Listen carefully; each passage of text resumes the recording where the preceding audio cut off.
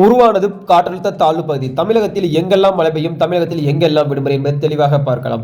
வங்கக்கடல் புதிய காற்றழுத்த தாழ்வு பகுதி உருவாகியுள்ளது. இதன் காரணமாக சென்னை உட்பட வட மாவட்டங்களில் இன்று முதல் 3 நாட்களுக்கு கனமழை பெய்ய வாய்ப்பிருப்பதாக சென்னை வானிலை ஆய்வு மையம் எச்சரிக்கை விடுத்துள்ளது. அதற்காண்டி ஆரஞ்சு நிறம் மற்றும் மஞ்சள் நிற எச்சரிக்கையுமே விடுக்கப்பட்டுள்ளது. இதனைத் தொடர்ந்து பார்த்தீங்கன்னா சென்னை வானிலை ஆய்வு மையம் நேற்று வெளியிட்டுள்ள செய்திக்குறிப்பில் தென்கிழக்கு வங்கக்கடல் பகுதிகளில் நிலவிய வளிமண்டல கீழடுக்கு சுழற்சி காரணமாக தெற்கு வங்கக்கடல் மத்திய பகுதியில் ஒரு காற்றழுத்த தாழ்வு பகுதி உருவாகியுள்ளது.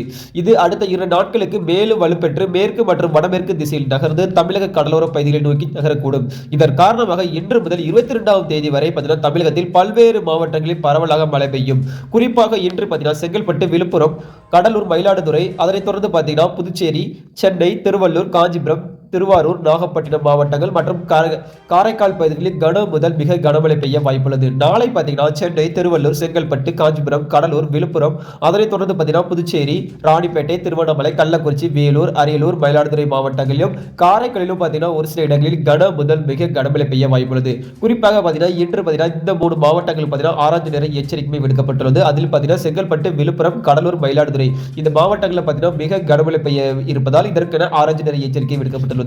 இனி இந்த நேரம் வரைக்கும் எந்த பள்ளி கல்லூரிகளுமே விடுமுறை அறிவிக்கப்படவில்லை. இன்னும் ஒரு சில மணி துளிகளில் அறிவிக்கலாம். அது அறிவித்த உடனே தெரிஞ்சு கொள்வதற்கு எப்போதுமே நம்ம சேனலுடன் இணைந்தீர்கள். அனைவருக்கும் நன்றி, வணக்கம்.